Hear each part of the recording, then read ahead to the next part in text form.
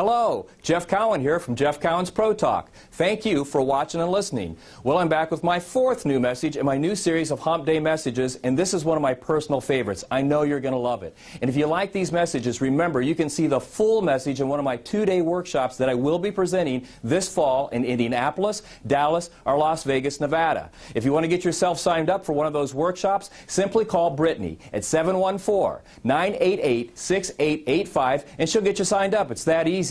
So with that, enjoy this week's message. I hope to be seeing you this fall in one of my workshops, and I'll see you next week with another new message.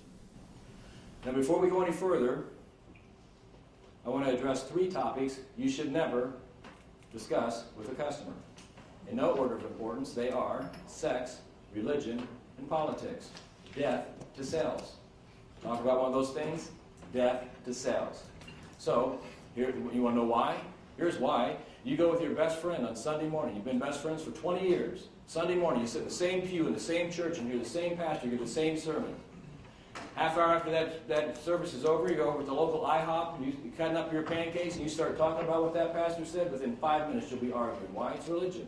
Same thing with politicians and politics. You go to voting day with your best friend of 30 years. You vote for the same person for the same job, and out in the parking lot, 20 minutes after you place that vote, you start talking about that vote, identical to each other.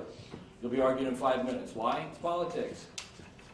Now, the question becomes, though, because right now in the United States of America, unfortunately, it's a very divided nation. I'm not going to get political on you, I'm just point out something because you're going to need to know this if you're selling and talking to customers in today's society.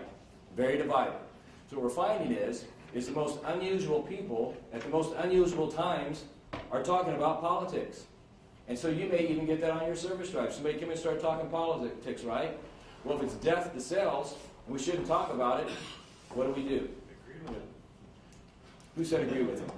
You're kind of right. I'll pay for that. We'll give it for that. But I've got a series of steps. And what I'm going to do is I will put these steps up here, okay? But I will just role play them out for you instead. So here's what we're going to do. Now, first and foremost, before I show you how to do this, this is one of the only times it's okay to interrupt your customer, and it's the only time it's okay to turn your back on a customer. But here's what I'm going to do and say. Can I get one of you ladies to help me out back there, up here? Anybody comfortable doing that? I knew it'd be you. You guys ever heard of LA Fitness? She's no, not me. Her. Oh, that's right, it was her. No? Okay, sorry. Not you. Well, sorry. Oh, that's right, hairstylist, okay. So here we go.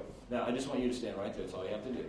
Okay, she's standing right there. So I come in, I've greeted her, and I start talking to her. She starts talking about politics. What I'm going to do is just like it says on the slide, okay? She starts talking about politics. I'm going to let her talk until she takes her first or second breath. Okay, so we're talking somewhere between 25 and 45 seconds. I'm going to interrupt her. And you say, well, what can she say in 25 or 45 seconds? Enough. All right? So I'm going to interrupt her, and it's not so much what I'm going to say, but what I'm going to do as well. So here's what it's going to sound and look like. This is what they will teach you in a body language class. You know, Mrs. Customer, I appreciate you coming in today and talking to me about politics, because with this election coming up, you give me several things to think about that otherwise I probably wouldn't have. So I appreciate that. But I know you didn't come in today to talk about politics. You came in today to talk about getting your car checked in. So if you want to come right over here, I'll start doing that and get your car checked in. I'm assuming since you brought the vehicle in that you're the primary driver, is that right? Yes. Okay, perfect. All right, now, and thank you very much. Okay. Isn't she great? Hey, wait. I'm up here for 5.5 hours, and oh my God, I can't even get you guys to acknowledge that I'm here, and she walks up for 3 seconds and she gets applause? Really? All right, you want to play it that way, it's all being recorded. Okay, we got it. All right, so here's the thing, and I'm okay with that. By the way, here's what we did. Now, notice when I started talking, I interrupted her. And I didn't agree with her, but I didn't disagree.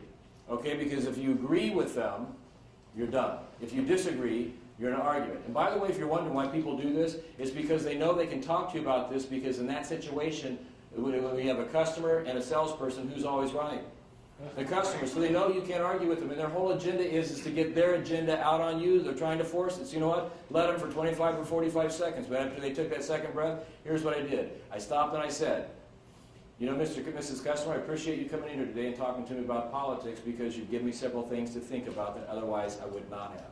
But, now stop right there. You see, I didn't agree and I didn't disagree. I just told her in so many words, you just saved my life. Now, if that would have been a real situation, she'll stand up taller, she'll get a big smile on her face because she's accomplished her goal. But immediately after I said that, I said, but you didn't come in here to talk about that, you came in to get your vehicle checked in. Now, when I turned my back on her, what did I tell her about that part of the conversation? It's over. And I took 3 steps. This is the first one, the second one, I'm still talking, the third one, and I turned around and I went like this. Okay? Now, why am I going like this? Because I went right over here. Here's what I'm telling her. It's okay. I still love you. We just can't talk about politics. And over here, there's no politics, because guess where the politics are? Over there. And I didn't stop talking. I just simply said, so getting your vehicle checked in, I'm assuming you're the primary driver, and I got right into it. She will stand up taller. She'll have a big smile on her face. She's accomplished her goal. Everybody's happy. Anything short of that, you're going to have your hands full.